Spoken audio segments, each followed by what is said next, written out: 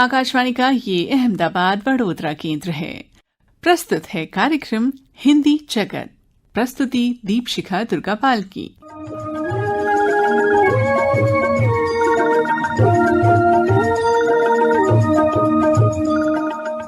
हिंदी जगत के सभी श्रोताओं का हार्दिक अभिनंदन और सबको मेरा यानी मधु का सप्रेम नमस्कार।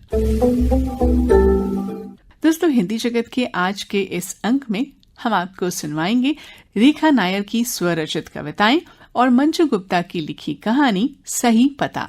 तो सबसे पहले आपको सुनवाते हैं रेखा नायर से दीपशिखा दुर्गापाल की बातचीत और उनकी लिखी कविताएं।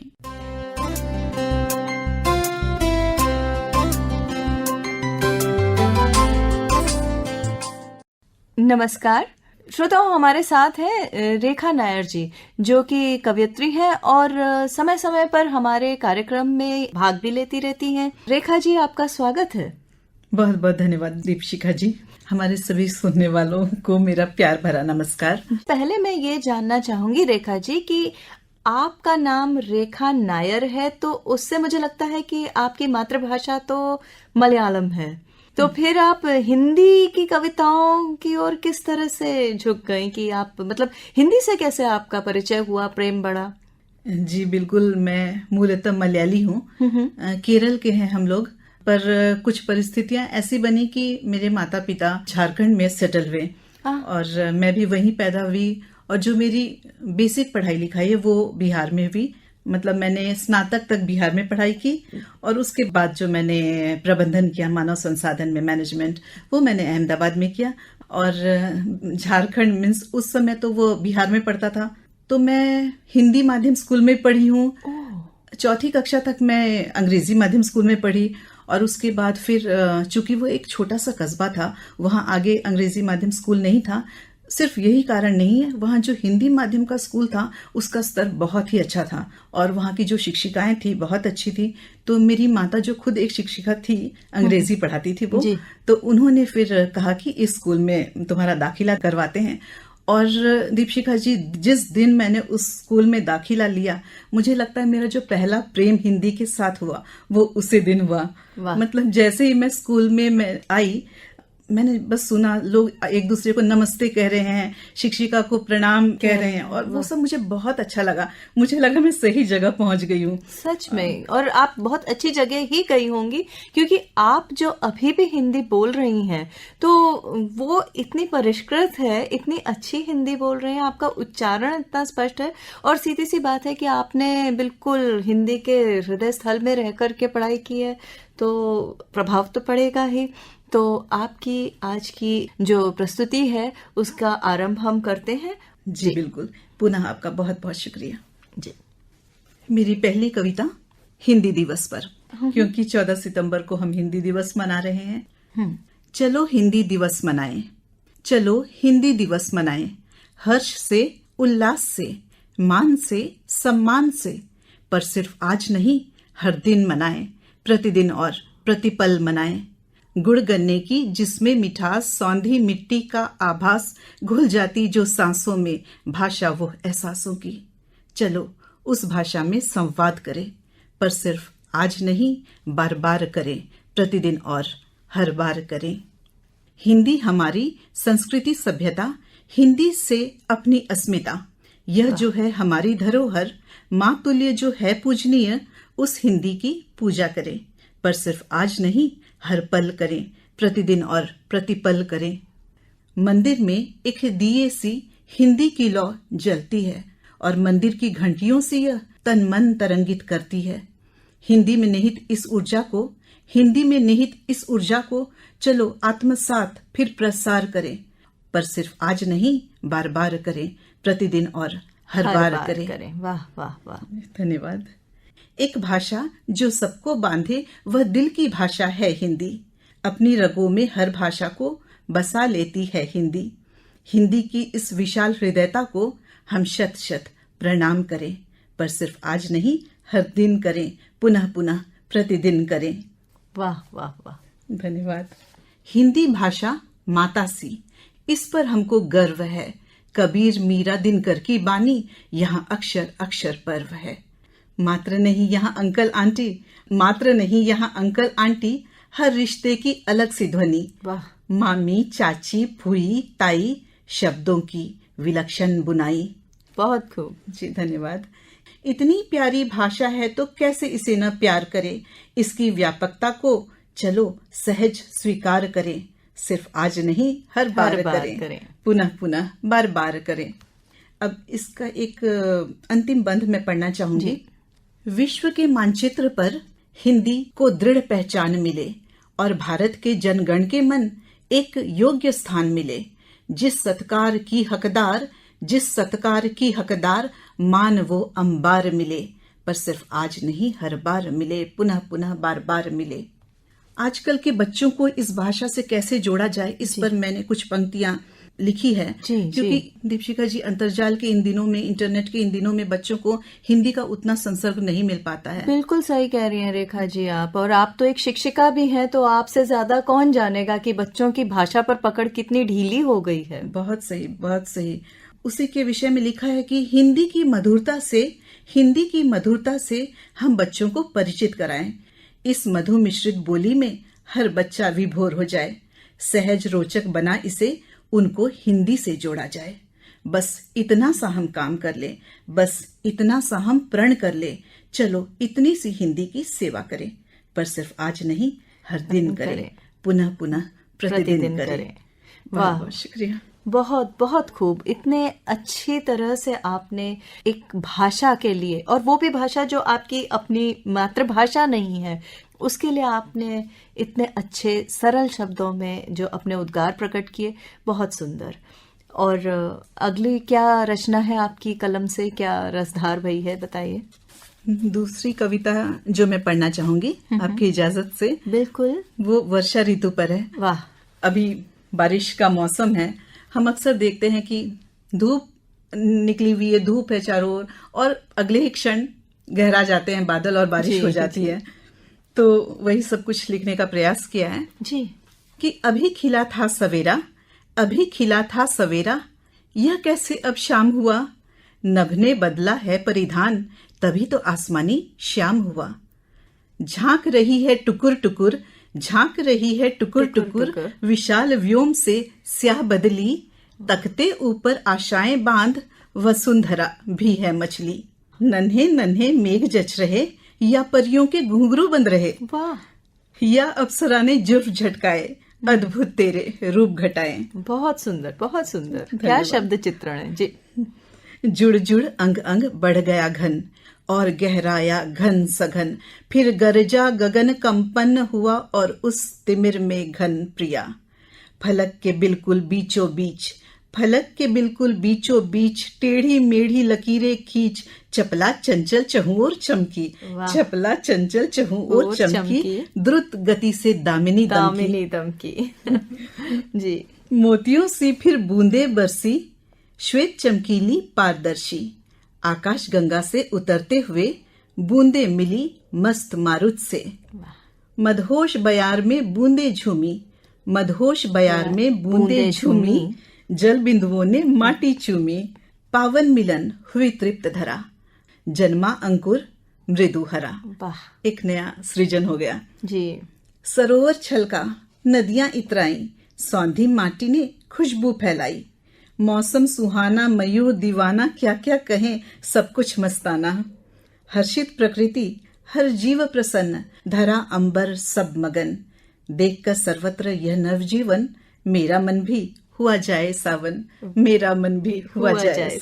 वाह वाह वाह, बहुत सुंदर, बहुत सुंदर। बहुत धन्यवाद आपका। बहुत सुंदर। इतना आपने सुंदर सा शब्द चित्रण किया है ना, कि बारिश का वैसे तो अभी मौसम भी है, लेकिन नहीं भी हो तो भी ये कविता अगर हम सुने तो हमारे आंखों के सामने बादल उमड़ घुमड़ आएंगे। शुक्रिया, बहुत शुक्रिया आपके सुंदर शब्दों के लिए। जी। और आपकी कलम का हमें कमाल सुनना है, तो आपकी अगली कविता। जी, मेरी अगली कविता पर्यावरण पर सुनाना चाहूंगी। जी, स्वागत है। जी धन्यवाद। एक बार किसी कवि सम्मेलन में मुझे आमंत्रण मिला था और विषय दिया गया था पर्यावरण। तो जब मैंने यह पर्यावरण विषय सुना मुझे बहुत खुशी हुई। मैंने सोचा कि आज तो कुछ बहुत सुंदर सा लिख दूंगी, पर दरअसल जब मैं लिखने बैठी और जब मैंने पर्यावरण को पूरे इसके जो बड़े परिप्रेक्ष्य में देखा तो मैं सच्चाई से नजरें नहीं चुरा पाई और फिर तब मैंने यह कविता लिखी थी। विषय सुना जब पर्यावरण, प्रफुल्लित हुआ क्षण भर को मन। सोचा हरियाली में शब्द सूत्र डुबोकर बुनूंगी धरा का हरा आवरण। काव्य खाका का करने चित्रण, धीरे से मूंदे जो मैंने नयन, नजर आया एक और ही चित्र, बिल्कुल विपरीत, बड़ा विचित्र। धरा के दृगों में आंसू धरे थे, व्यथा कथा मानो अपनी कह रहे थे। रे मानव मैं बोल न पाती हूँ, नजर तो तुम्हें मैं आती हूँ। सूखने लगी जब मेरी काया, क्यों तू इतना देख न पाया। विकास आधुनिकता का नाम लेकर अहम में अपने चूर होकर प्रकृति को तूने नोच ही डाला। पहाड़ों को बेदर्दी से काटा, नदियों की शुद्धता कहाँ बहाया। मेरे गर्भ में मिला रसायन, भूजल को विषपान कराया। माता माता कहकर मुझको माँ का तूने क्या हाल किया, और खोद खोद सीने से मिट्टी पर्यावरण बर्बाद किया। वनजीव पक्षी विलुप्त हो रहे, तारे अपनी चमक खो रहे, आकाश भी नीला न दिखता है, हवा में विष सा घुलता है। देख ग्रीन हाउस का प्रभाव, यह खौफनाक जलवायु बदलाव। विषैले गैसों का उत्सर्जन गंभीर, बढ़कर तापमान देगा धरा को चीर। ग्लोबल वार्मिंग, पिघला रहा ग्लेशियर, उठता ही जा रहा समुद्री जल स्तर। कभी बाढ़ तो कभी सूखा, बारिश की ऐसी अनियमितता, क्यों सताती नहीं तुझको ऐसे बदलावों की चिंता। कर्म का तेरा अब घड़ा भर गया, पानी सर से ऊपर चढ़ गया। अगर अब भी समझ ना पाओगे तो मनुष्य बड़ा पछताओगे। फिर कहना नहीं चेताया नहीं, कभी किसी ने समझाया नहीं। निशुल्क जो मिला हवा पानी, कीमत नहीं उसकी पहचानी। जागीर जो अपनी प्रकृति को समझा, अभिमान में अपने खुद ही उलझा। अब हो सके तो कुछ कर जाओ, पर्यावरण का मूल्य समझ पाओ। विश्व संगठन सामने आए, हर एक देश इसे राष्ट्रीय मिशन बनाए। व्यक्तिगत जिम्मेदारी भी सब ले, अपने हिस्से का कर्तव्य करे, वरना गहन अंधकार में घिर जाओगे। तुम ही सोचो मानव कैसे जी पाओगे, कैसे जी पाओगे। बहुत बहुत सुंदर, बहुत विचारोत्तेजक कविता आपने लिखी है। और ये बात बिल्कुल सही है कि हम पर्यावरण को, प्रकृति को बिल्कुल ऐसे लेते हैं कि मुफ्त में मिली चीजें हैं तो इस खराब भी कर देंगे तो हमारा क्या जाएगा। लेकिन हम भूल जाते हैं कि हम ही नहीं हैं, हमारे बाद की पीढ़ियां भी हैं। बहुत सही हम। और बहुत सुंदर कविताएं आपने सुनाई, आपका बहुत धन्यवाद। और हम उम्मीद करेंगे कि आपसे जल्द ही फिर मुलाकात होगी। बहुत बहुत धन्यवाद दीपशिखा जी, यह मेरा सौभाग्य है, आपने मुझे आमंत्रित किया। बहुत बहुत धन्यवाद।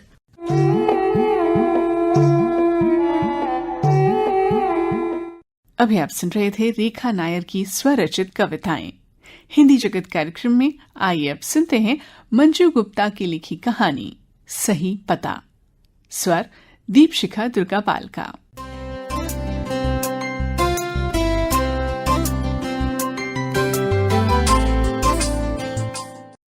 अरे, आज भी यह खड़ूस मुझे मिल गया।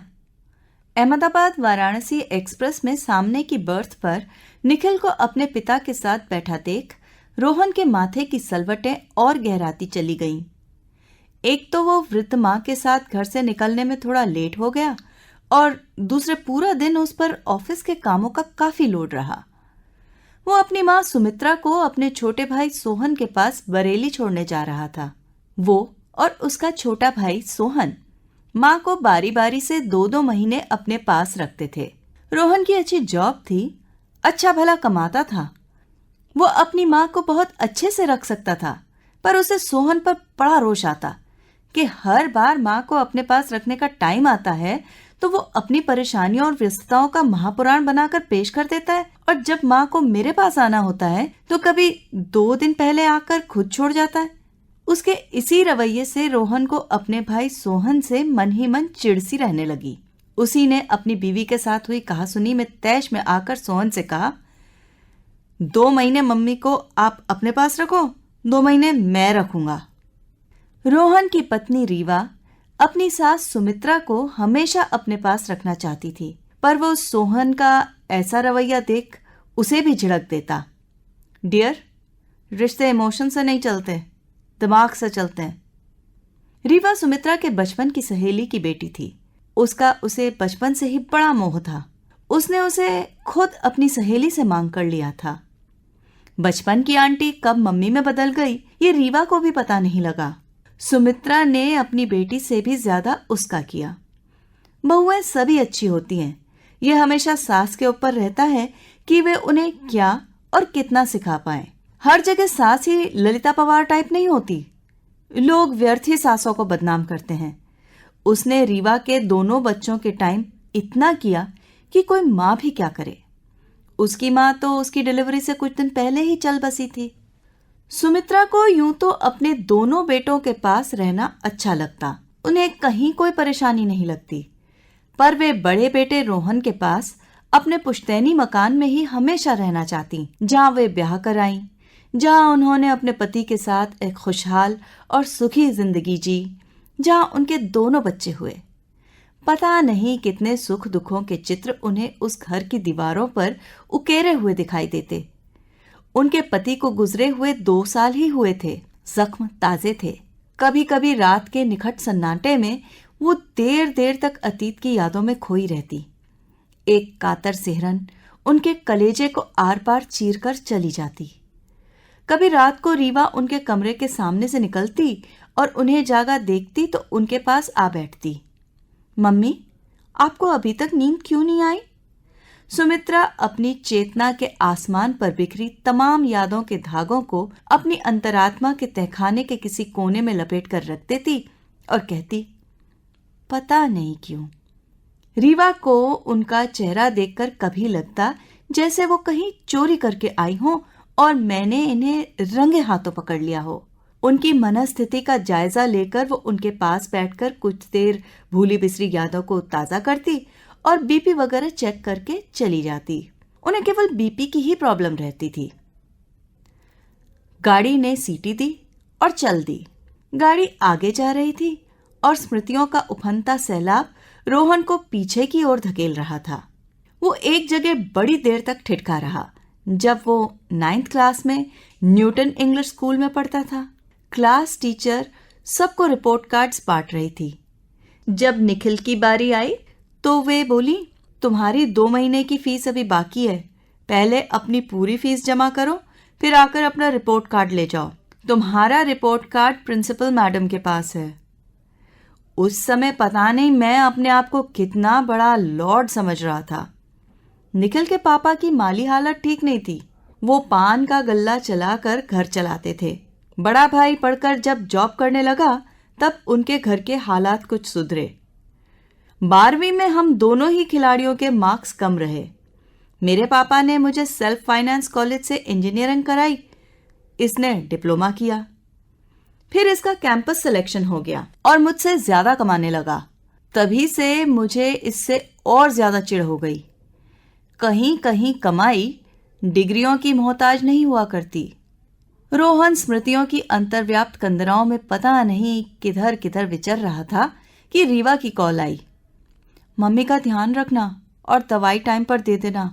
अरे हाँ, उनका प्रिस्क्रिप्शन मैंने उनके बैग की साइड पॉकेट में रख दिया है, वो आप भैया को दे देना और कहना कि हफ्ते में एक बार उनका बीपी जरूर चेक कर लिया करें। उसकी कॉल जब कट गई तो वो सोशल मीडिया के अपडेट्स देखने लगा। बीच बीच में उसकी नज़र निखिल की तरफ जाती तो वह देखता कि वो अपने पापा के साथ गांव, घर, परिवार की बातों में मशगूल है। उसके पिता के होठों पर फैली चौड़ी मुस्कान उनके सुखी व संतुष्ट जीवन की तस्दीक करती। उसने रोहन को बताया, हम अपनी बुआ की बेटी की शादी में अजमेर जा रहे हैं। माँ होती तो वो भी हमारे साथ होती। फिर पापा की ओर नजर करके बोला, इनका भी तो घूमने फिरने का, अपनों से मिलने का और रिश्ते निभाने का मन करता होगा ना। शरीर बूढ़ा होता है पर मन थोड़े ना बूढ़ा होता है। रोहन ने कहा, यार ये सब तो ठीक है पर तुम तो 4 भाई हो ना, पापा तुम्हारे पास साल में 3-4 महीने ही रहते होंगे, है ना? निखिल बोला, यार ये तू कैसी बातें कर रहा है? जहां इनका मन करता है वहीं रहते हैं। अब तो हमने इनका गल्ला भी कब का बंद करवा दिया। इन्होंने 4 भाइयों में कभी प्यार का बंटवारा नहीं किया, बराबर सबको पढ़ाया, सबको लिखाया, काम पर लगाया। तो फिर भाइयों के दिल का मैं नहीं कह सकता, पर मैं पापा को हमेशा अपने पास ही रखना चाहता हूं। इन्हें भी मेरे पास अच्छा लगता है। घर का पुराना बड़ा मकान है, बच्चों के वेकेशन में भाइयों की फैमिली हमारे पास आ जाती है। वो टाइम पापा रियली बहुत पसंद करते हैं। पता है, अब तो मैं 4 बच्चों का बड़ा पापा भी बन गया हूं। और फिर वो लोग फ्लैट में रहने वाले, पिताजी हमेशा खुली हवा में रहे, तो फिर इन्हें एसी वगैरह कहाँ से रास आएगा। यार तू अपना बता, भाभी कैसी हैं? तेरी बिटिया तो अब शादी के लायक हो गई होगी ना? कब कर रहा है तू उसकी शादी? मैं तो बिना बुलाए ही आ जाऊंगा, बचपन का यार जो हूं। उसकी बातों से रोहन को महसूस होने लगा कि मेरी डिग्री का स्तर उसके डिप्लोमा से काफी नीचे गिर गया है। वो उसके सामने अपने को बौना महसूस करने लगा। निखिल को उसके चेहरे से साफ झलक रहा था कि वो किसी खास बिगुचन में है। वो उसकी बात पर हाँ ये ठीक है कहता या फिर स्वीकारोक्ति के लहजे में अपना सिर हिला देता। हालांकि रोहन ने उसे बताया नहीं कि वो माँ को अपने भाई के पास बरेली छोड़ने जा रहा है। उसने तो, जैसा कि वो मन में निश्चित कर चुका था, यही कहा कि हमें भी अजमेर उतरना है, माँ को सोनी जी की नसिया दिखानी है, फिर आगे जहां भी इनका मन होगा। अजमेर आने से थोड़ी देर पहले रोहन माँ के करीब आकर बोला, अम्मा आप कभी अजमेर घूमने के हिसाब से आए हो? सुमित्रा ने जवाब दिया, ना बेटा, हमारा वहीं जाने का बस रह गया। बाकी तेरे पापा ने मुझे बहुत घुमाया, शायद ही कोई जगह बाकी रही हो। रोहन बोला, माँ तो फिर ऐसा करें, हम लोग अजमेर उतर जाएं और स्टेशन के पास ही एक प्रसिद्ध जैन मंदिर है, उधर भगवान आदिनाथ के दर्शन वगैरह करके आराम से बरेली चलें, और पुष्कर जी जाने का अगर आपका मन हो तो उधर भी हो आए। मैं भी कहाँ इधर आ पाता हूँ। सुमित्रा ने कहा, ऐसा करते हैं, अभी तो हम खाली जैन मंदिर होकर बरेली चलते हैं, फिर कभी हम सब मिलकर इकट्ठे इधर घूमने का प्रोग्राम बनाएंगे। फिर ट्रेन भी तो लेनी है ना। सुमित्रा के मन फलक पर हार्दिक प्रसन्नता और भक्ति भावना के मिले जुले तमाम मोती जगमग करने लगे। वे पास होल्डर थे, इसलिए टिकट की उन्हें कोई समस्या नहीं थी। सुबह 6 बजे करीब अजमेर स्टेशन आया। निखिल का कजिन गाड़ी लेकर उन्हें लेने आया हुआ था। निखिल ने उसका रोहन से परिचय कराया। दोनों इधर उधर की बातें करने लगे। रोहन को सोनी जी की नसिया के लिए टैक्सी बुक करते देख कहने लगा, मैं आपको उधर छोड़ देता हूं। रोहन की माँ बोली, बेटा तुम परेशान मत हो, पता नहीं यहां से कितनी दूर है। रोहन के कजिन ने कहा, आंटी जी परेशानी कैसी, यहां से केवल 1.5-2 किलोमीटर की ही तो दूरी है, आप बस गाड़ी में बैठिए, वैसे हमारे घर का रास्ता उधर से भी जाता है। वो रोहन और सुमित्रा को उनके गंतव्य पर छोड़ता हुआ निखिल और उसके पापा को अपने घर ले गया। मंदिर के स्वर्ण कक्ष में प्रयागराज, नील पर्वत और अयोध्या का चित्रण देख सुमित्रा भाव विभोर हो गई। धार्मिक तरंगों में बहकर वो बोली, अरे रोहन, सोने की लंका का तो मुझे पता है, पर यहाँ तो अयोध्या भी सोने की है, कितनी सुंदर है ये, यहाँ का एक फोटो तो खींच ले। रोहन ने कहा, मम्मा इधर फोटो खींचना मना है। यकायक सुमित्रा की आंखें लबालब भर आईं। उन्हें याद आया कि रोहन के पापा ने एक बार इधर घूमने का प्रोग्राम बनाया था, टिकट वगैरह सब करा दिए, पर जिस दिन घर से निकलना था उसी दिन वे इतने बीमार पड़ गए कि जाना ही रह गया। उसके बाद हमने इधर घूमने का कभी सोचा नहीं, और देखो आज इधर मैं आ गई। यही सब सोच सोच कर वे अपनी पलकों पर मचलते कुछ आंसुओं को अपनी साड़ी के पल्लू से थपकी देकर सुलाने की कोशिश करती रही। उधर से रोहन सुमित्रा को राजस्थान रसोई ढाबे पर ले गया। दाल बाटी चूरमा से दोनों ने अपने को तृप्त किया। फिर वे डिग्गी बाजार निकल गए। वहां से सुमित्रा ने स्फटिक शिवलिंग, सोहन की बिटिया के लिए लाख के कड़े और सब बच्चों के लिए ढेर सारे खिलौने लिए। रोहन ने खाने पीने की कुछ चीजें पैक करा ली। गोधूली की बेला तक वे स्टेशन आ गए। रोहन मन ही मन तय कर चुका था कि अब हमें बरेली न जाकर आश्रम एक्सप्रेस से वापस अहमदाबाद अपने घर पहुंचना है। दोनों करीब 8 बजे आश्रम एक्सप्रेस में बैठ गए। सुमित्रा बरेली जाने का ही सोचकर गाड़ी में बैठी थी। दवा पानी देकर रोहन ने उन्हें सुला दिया। नींद में सहयात्रियों से फिर उन्हीं स्टेशनों का नाम सुनकर उसे थोड़ी हैरत सी तो होती, पर नींद की गाफिली उसके दिमाग में पूरी तरह से उन बातों को समाने नहीं देती। पर जब महसाना स्टेशन पर उनकी आंख खुली तो वो भौचक्की रह गई। एकदम से उठकर बैठ गई। अरे रोहन, ये महसाना कहाँ से आ गया? रोहन माँ के कंधे पर सिर रखकर बोला, हाँ माँ, ये महसाना ही है और अब हम थोड़ी देर में अहमदाबाद पहुंचने वाले हैं। तू अब से सोहन के पास मत रहा कर, हमेशा मेरे ही पास रह। हाँ, सबसे मिलने जुलने का मन किया करे तब चली जाया कर, या मैं तुझे ले जाया करूंगा। मुझे तेरे बगैर बिल्कुल अच्छा नहीं लगता, कहकर रुआंसा हो गया। सुमित्रा ने उसे कलेजे से लगा लिया और लरज सी आवाज में बोली, बेटा, अच्छा तो मुझे भी उधर नहीं लगता। शुरू से मैं यहीं पर रही, यहीं ब्याह कर आई, तुम दोनों यहीं पैदा हुए। जाऊंगी तो 4 कंधों पर यहीं से जाऊंगी। बेटा, मैं चाह कर भी अपने मन की बात तुझसे नहीं कह पाती। इतने में अहमदाबाद आ गया। रीवा गाड़ी लेकर उन्हें लेने आई थी। हर्षा तिरेक में वो सुमित्रा के पांव छूना भी चूक गई। छोटी बच्ची की तरह उनसे लिपट गई और उन्हें अपने गले से लगा लिया। फिर रोहन की तरफ चुगली करती नजर करके बोली, अरे मम्मा, मैं इनसे कितना कितना कहती थी कि आप मम्मी को 2-2 महीने के लिए बरेली मत जाने दिया करो, कभी 1-आध हफ्ता उधर रह आया करें, पर ये कभी मेरी सुनते तब ना। टीचर का समझाया जैसे बच्चे को समझ में आ जाए, वैसी आश्वस्ति भरी मुस्कुराहट रोहन के होठों पर फैल गई। जब वे बरेली जाने के लिए स्टेशन आए थे तब रीवा गाड़ी चला रही थी, पर अब स्टीयरिंग व्हील रोहन के हाथ में था। गाड़ी रोहन चला रहा था। पीछे की सीट पर सुमित्रा और रीवा बतिया रही थीं। अब गाड़ी सही पते पर पहुंचने वाली थी।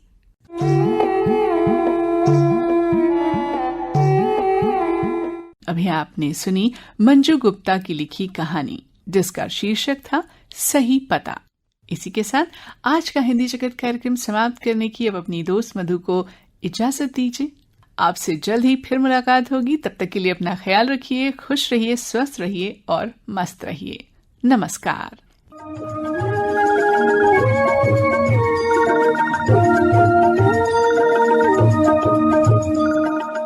हिंदी जगत कार्यक्रम का प्रसारण आकाशवाणी के अहमदाबाद वडोदरा केंद्र से किया गया। प्रस्तुति दीपशिखा दुर्गापाल की।